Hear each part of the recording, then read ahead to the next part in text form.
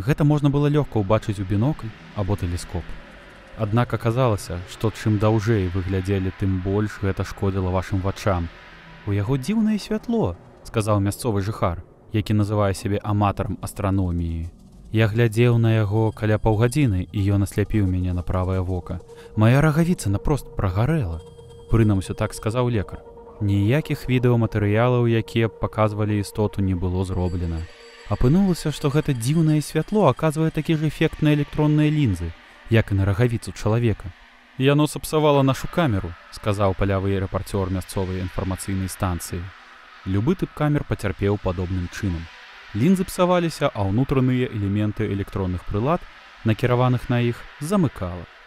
Чым бліжэй рэч у небе набліжалася да зямлі, тым больш яна пачынала ўплываць на людзей іншымі спосабамі.